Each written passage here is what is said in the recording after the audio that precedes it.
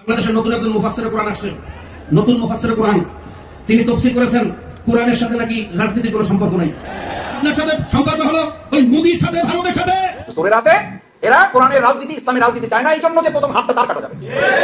দর্শকরা ইসলামের রাজনীতি এই জন্য চায় না যে প্রথম পাথরটা তাকে হত্যা করা হবে। আসসালামু আলাইকুম দর্শক, বাংলাদেশে আমরা একজন নতুন মুফাসসিরে কোরআন পেয়েছি। সেই মুফাসসির কোরআনের নাম হচ্ছে মির্জা ফখরুল ইসলাম আলমগীর।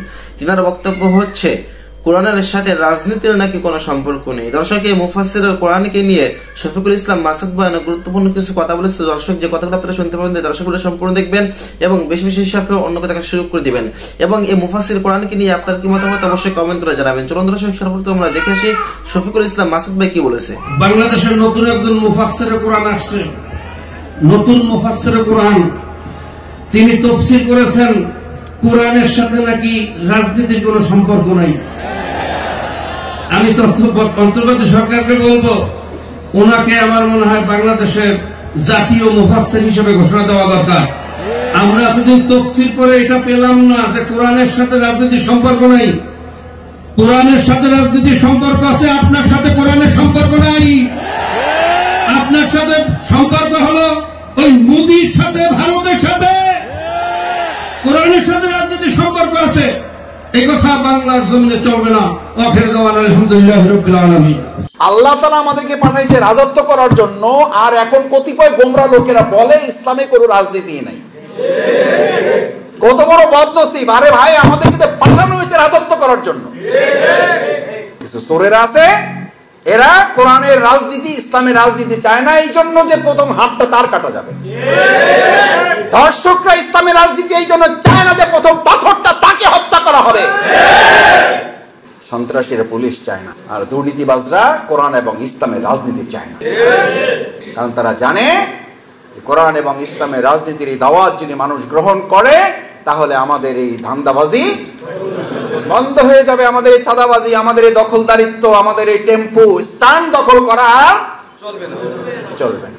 রাস্তা তো দুটো, আল্লাযীনা আমানু ইউকাতিলুনা ফি সাবিলিল্লাহ ওয়াল্লাযীনা কাফারু ইউকাতিলুনা ফি সাবিলিত তাগুত। হয় আল্লাহর রাস্তায়, না হলে শয়তানের রাস্তায়। রাস্তা 3 নাম্বার নাই, 3 নাম্বারটা আরো খারাপ।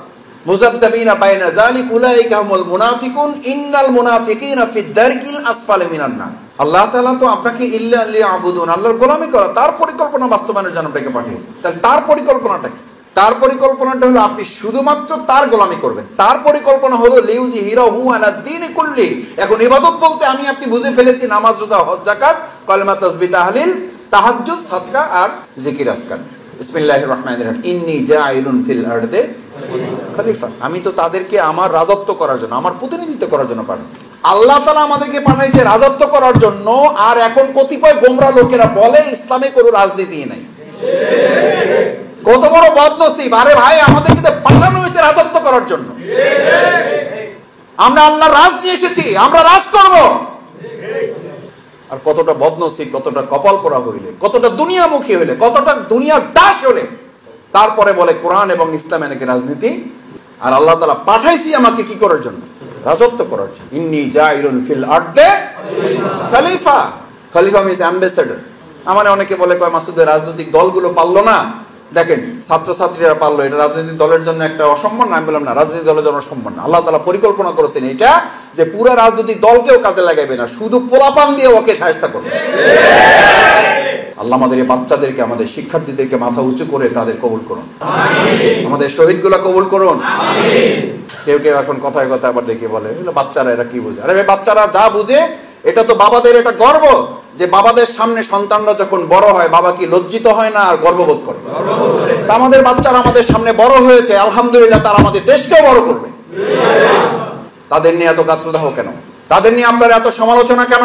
আমাদের সন্তানরা বড় হয়, ভুলও করে, ভুল করলে কি ঘর থেকে বের করে দেয়? বের করে দিয়ে বাবা ঘুমাইতে পারে? কোন বাবা ঘুমাইতে পারে না এখানে? ওটা বাবা না, ওটা বাবা নামের কলঙ্ক। যে শিক্ষক ছাত্রকে পিটিয়ে ছাত্রের চেয়ে বেশি অনুভব করে না, ওটা শিক্ষক নামের কলঙ্ক। যে রাজনীতিবিদ আমাদের ছাত্রদের মর্যাদা অনুভব করে না, ও রাজনীতিবিদের রাজনীতির নামে কলঙ্ক। প্রত্যেকে যার যার মর্যাদার জায়গায় সম্মান দিতে না জানলে না তারা সম্মান পাবে, না আপনারা আমরা সম্মান। বাংলাদেশ জামাত ইসলামের আকীদা আর বাংলাদেশ জামাত ইসলামী কোরআন, সুন্নাহ, ফরজ, সুন্নাত, ওয়াজিবের প্রতি আমাদের কোনো কোনো ক্ষেত্রে দুর্বলতা আছে, যদি মনে করেন হ্যাঁ আমরা দুর্বল, আল্লাহর গোলাম বান্দা, আল্লাহর দুর্বল গোলাম আমরা, কিন্তু আল্লাহর কোনো বিধান, আল্লাহর কোনো আইন মানার ক্ষেত্রে আমাদের নেতৃবৃন্দ ফাঁসিতে হাসির মুখে গিয়েছেন, একটা কাছে তারা নত স্বীকার করেন নাই।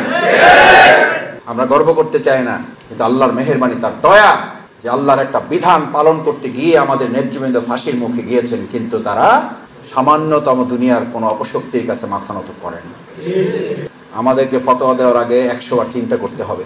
এটা আল্লাহর মেহেরবানি, আমাদের অহংকার নয়, এটা আমাদের গর্ব নয়। সুতরাং সেই আল্লাহর পরিকল্পনা বাস্তবায়ন করা তো আপনার, সেই পরিকল্পনাটা কি? সেই পরিকল্পনা আল্লাহ তাআলা করে দিয়ে, সেটাই জামাত ইসলামী এখন আপনাকে এই প্রজেক্টরে দেখায়, আপনাকে লিখিতভাবে দিয়েছে। আমাদের প্রথম কাজ হচ্ছে আমরা সর্বস্তরে দাওয়াতের কাজ আমরা পৌঁছাবো ইনশাআল্লাহ। কি দাওয়াত পৌঁছাবেন? আমরা দাওয়াত দেবো এই যে সব জামাতে যোগ দিয়ে দেন। আমরা কি এই দেশে জামাত প্রতিষ্ঠা করবো না ইসলাম প্রতিষ্ঠা করবো? আমরা কি সংসদে জামাতকে নেবো না ইসলামকে নেবো? এই জন্য আমাদেরকে বলে জামাত ক্ষমতার রাজনীতি। ক্ষমতার রাজনীতি কারা করে এই দেশের মানুষ ভালো করে? জামাত ক্ষমতার রাজনীতি করে না, জামাত ইসলামকে ক্ষমতায় নেওয়ার রাজনীতি করে। যদি তাই না হতো তাহলে বহু আগে জামাত ইসলামী আপনাদের ক্ষমতায় যাওয়ার মতো সুযোগ জামাতের হাতে এসেছে।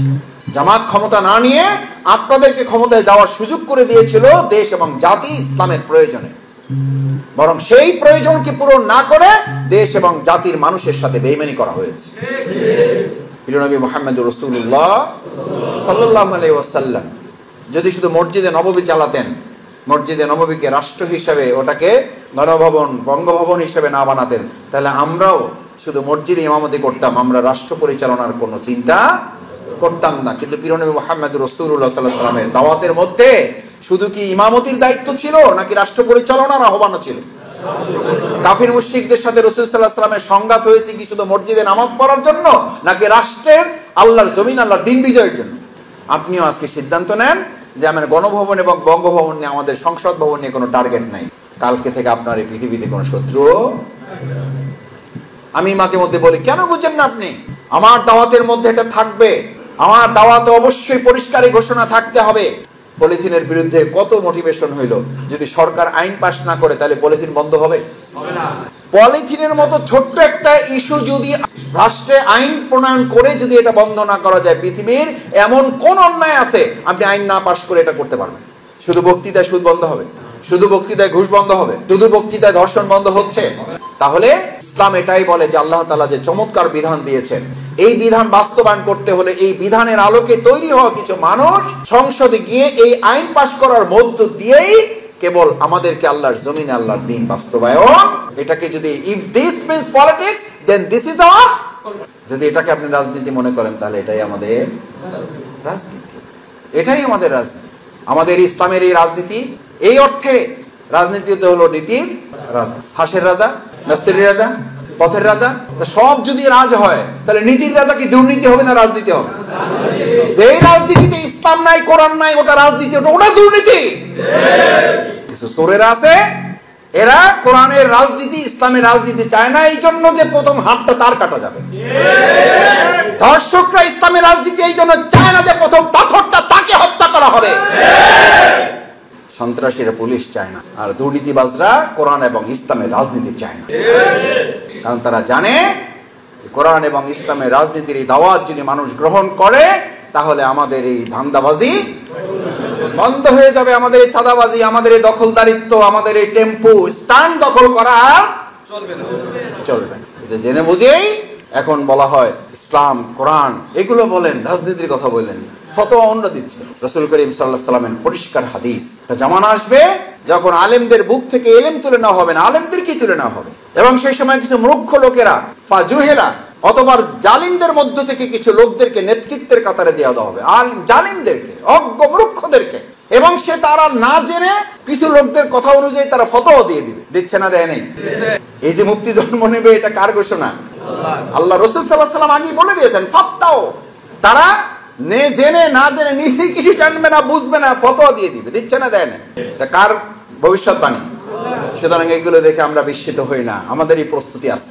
আমরা জানি এরকম কিছু মুফতির জন্ম হবে, আমরা জানি এরকম কিছু লোকের জন্ম হবে যারা ইসলামকে ভাগ করে ফেলবে, দুই ভাগ। কয় ভাগ? আফাতুমিনুনা বিবাদিল কিতাবি ওয়া তাকফুরুনা বিবাদ। তোমরা এমন কি পরিকল্পনা নিচ্ছ? নামাজ পড়বা কোরআনের বিধান অনুযায়ী, মসজিদ চলবে কোরআনের বিধান অনুযায়ী, আর সমাজ চলবে কাফিরদের মুশরিকদের তৈরি করা মানব রচিত মতবাদের আলোকে। এটা হইতে পারে না।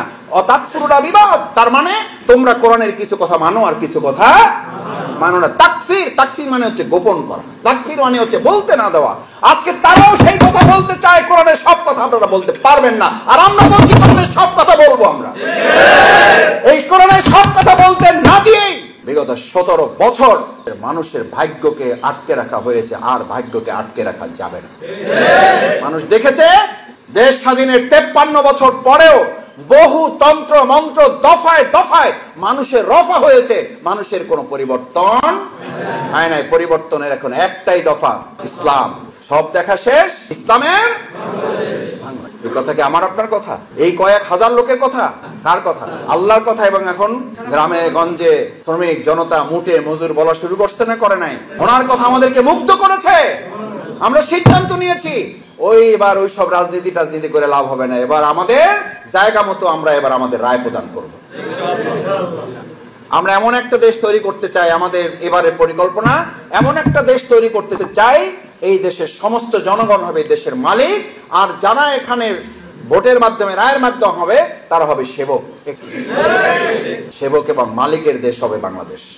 সেজন্য দাওয়াত আমাদের, এটা একটা আল্লাহর পরিকল্পনা, এবং এই পরিকল্পনা আপনার মাথায় ঢুকাইতে হবে। আগে রাষ্ট্র পরিবর্তন, আগে আপনি পরিবর্তন। রাসূল সাল্লাল্লাহু আলাইহি ওয়াসাল্লামের হাদিস কি? আমি বলি, সৎ লোকের শাসন চাই, আল্লাহর আইন চাই। এই সৎ লোকের শাসন চাই, আল্লাহর আইন চাই যদি আপনি কার্যকর করতে চান, তাহলে এর সাথে স্লোগান আর একটা যোগ করতে হবে, সৎ দক্ষ যোগ্য নাগরিক চাই। কারণ আল্লাহ রাসূল সাল্লাল্লাহু আলাইহি ওয়াসাল্লামের পরিষ্কার। দর্শক, শফিকুল ইসলাম মাসুদ ভাইয়ের কথা আপনাদের কাছে কেমন লেগেছে অবশ্যই কমেন্ট করে জানাবেন। আমরা স্ক্রিন পর্যন্ত ভিডিওর লাইক দিবেন এবং বেশি বেশি শেয়ার করে অন্যকে দেখার সুযোগ করে দেবেন। আসসালামু আলাইকুম।